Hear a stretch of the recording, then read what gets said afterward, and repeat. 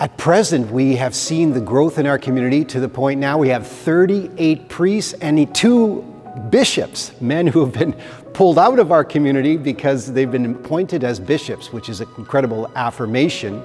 And we have currently 20 seminarians.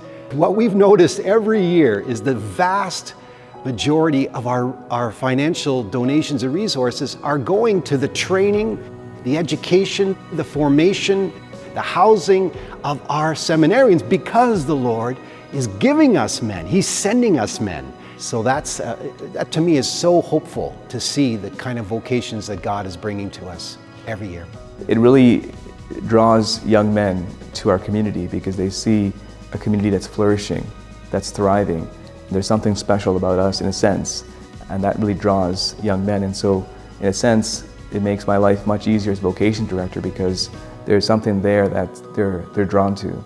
I don't have to create something. They're drawn to the charism of the companions.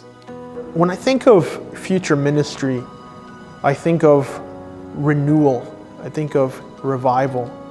I think of healing.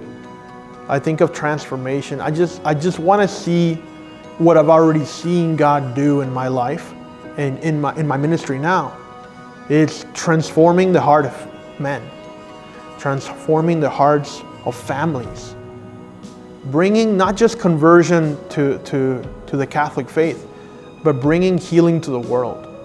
And that's what I think of when I think of my life in the future and what I'm going to be doing for the rest of my life.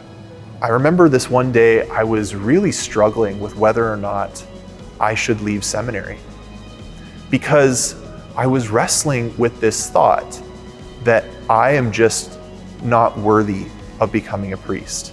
Like, who am I, Isaac, to think that I can become one of God's priests? Like, the audacity of it kind of scared me. And as I was reading in the Bible later in that prayer time, there was this scene of this priest who was brought into God's presence in a vision, and he was covered in these filthy rags. And the devil was standing beside this priest, accusing him before God, accusing him because those rags represented his sins. But then God basically rebukes the devil and sends the devil, like, get out of here. And an angel comes and dresses this man in priestly robes, and he puts the priestly clothing on him. And I was just crying in the chapel because the Lord was showing me that I had given him permission to do whatever he wanted to do with my life, like Father Bob told me to do. And he was going to supply all of the grace that I needed to be able to become the priest that he wanted me to be. I did an internship at St. Benedict Parish out in Halifax. That for me is probably the closest example of an explosively alive church that I've seen thus far. People there are having powerful experiences. People there are going to church, not because they have to, not because it's what they knew growing up, but they're there for a very personal reason. They've encountered the Lord, and they come to encounter the Lord ongoingly. I think there are some people out there in the church, maybe even some of the leaders in the church, who probably think this isn't possible. We're just going to stay where we're at and maintain it.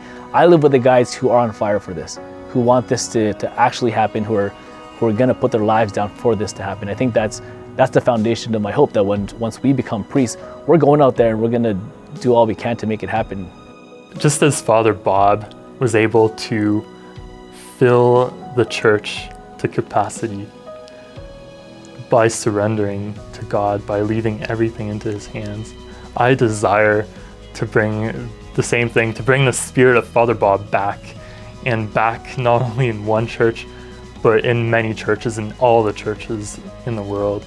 I desire to have the spirit of Father Bob so we can achieve the great vision that he had for the church, that he still has for the church, that I have for the church.